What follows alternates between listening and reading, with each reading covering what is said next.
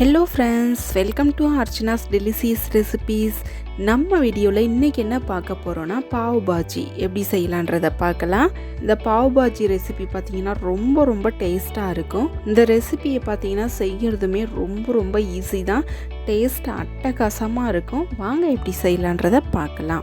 First நம்ம vegetable எல்லாத்தையுமே வேக வச்சு எடுத்துக்கலாம். அதுக்காக ஒரு குக்கரை வந்து ஸ்டவ்ல வச்சுக்கலாம். குக்கர் நல்லா சூடான உடனே கொஞ்சமா ஆயில் சேர்த்துக்கோங்க. ஆயில் சூடாகி வந்த உடனே 1/4 டீஸ்பூன் அளவு சீரகம், மீடியம் சைஸில் 3 பழுத்து தக்காளியை நல்லா சின்னதாக கட் பண்ணி எடுத்து வச்சுருக்கோம். அதை சேர்த்துக்கலாம். சேர்த்துட்டு ஒரு டைம் இது போல் கலந்து விட்டுருங்க.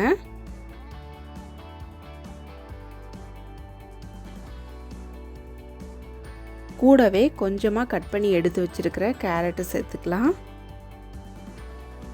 அதே போல் 2 பெரிய சைஸ் உருளைக்கிழங்க நல்லா சின்னதாக கட் பண்ணி எடுத்து வச்சுருக்கோம். அதையும் சேர்த்துக்கலாம்.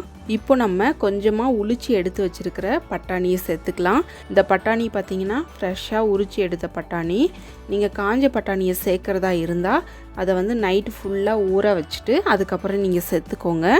இதுக்கு தேவையான அளவு சால்ட்டு சேர்த்துக்கலாம். சேர்த்துட்டு இதை ஒரு டைம் நல்லா கலந்து விட்டுருங்க. கலந்து விட்ட பிறகு இதில் 1 டம்ளர் அளவு தண்ணி சேர்த்துட்டு இதை மூடி வச்சு 3 விசில் வரைக்கும் விட்டுக்கோங்க.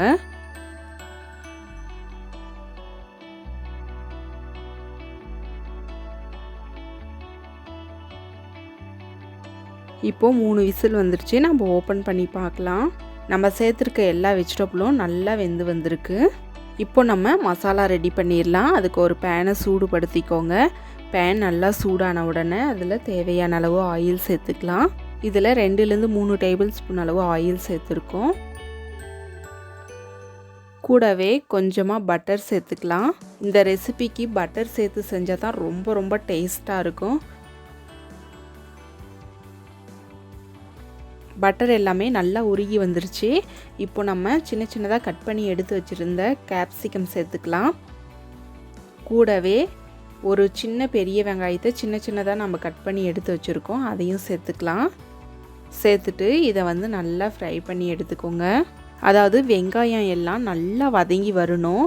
அப்போ தான் டேஸ்ட் ரொம்ப நல்லா இருக்கும். ஓரளவுக்கு வெங்காயம் எல்லாம் வதங்கி வந்ததுக்கப்புறமா கொஞ்சமாக உப்பு சேர்த்துக்கோங்க. நம்ம ஆல்ரெடி வெஜிடபிள் வேகும் பொழுதே உப்பு சேர்த்துருக்கோம். அதனால் குறைவாக சேர்த்துக்கலாம்.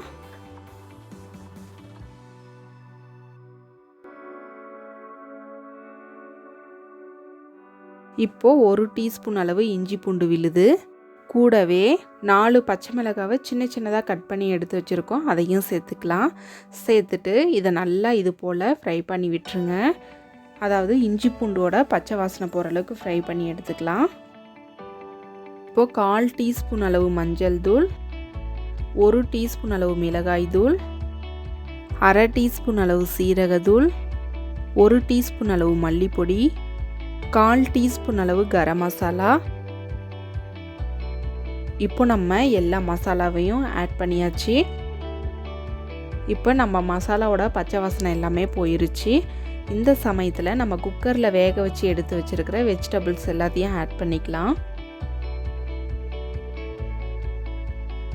வெஜிடபிள்ஸ் எல்லாத்தையுமே நம்ம ஆட் பண்ணதுக்கப்புறமா இது போல் நல்லா கலந்து விட்டுருங்க.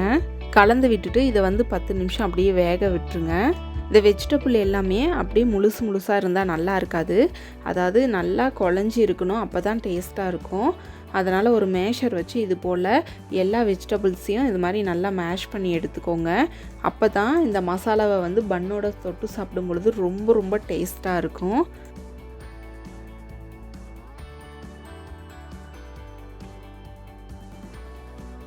எல்லா வெஜிடபிள்ஸையும் நல்லா மேஷ் பண்ணியாச்சு.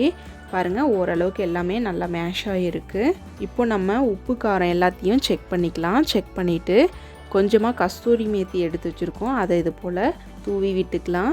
இந்த கஸ்தூரி மேத்தி தான் இந்த டிஷ்ஷுக்கு நல்ல ஒரு டேஸ்ட்டையும் அதே போல் ஒரு வாசனையும் கொடுக்கக்கூடியது. இதை சேர்த்ததுக்கப்புறமா இதை நல்லா இது போல் கலந்து விட்டுருங்க.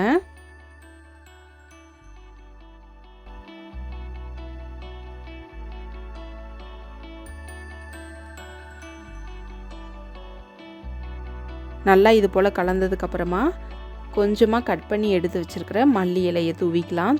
தூவிட்டு இது போல் நல்லா கலந்து விட்டுருங்க.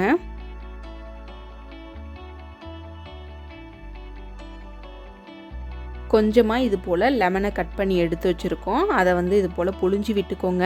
இந்த லெமனை சேர்த்துங்கன்னா ரொம்ப டேஸ்ட்டாக இருக்கும். அதாவது இந்த காரம் புளிப்பு இது ரெண்டும் சேர்ந்து நல்ல ஒரு டேஸ்ட்டை கொடுக்கும். அவ்வளோதான், நம்மளோட மசாலா எல்லாமே ரொம்பவே சூப்பராக ரெடி ஆயிருச்சு.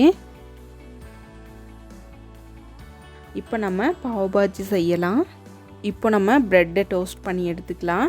அதுக்கு ஒரு தவாவை சூடுபடுத்திட்டு தவாவில் கொஞ்சமாக பட்டர் சேர்த்துக்கோங்க.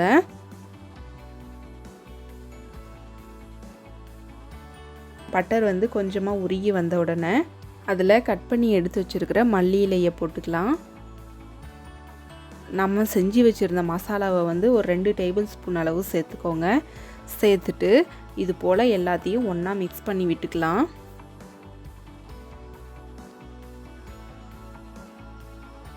மசாலா எல்லாம் பட்டர் கூட நல்லா மிக்ஸ் ஆகி வந்துருச்சு. இப்போ நம்ம ப்ரெட்டை இது போல் கட் பண்ணி எடுத்து வச்சுருக்கோம். அதை வந்து இது போல் திருப்பி 2 பக்கமும் மசாலாவை எல்லாத்தையும் நல்லா ஸ்ப்ரெட் பண்ணிக்கோங்க.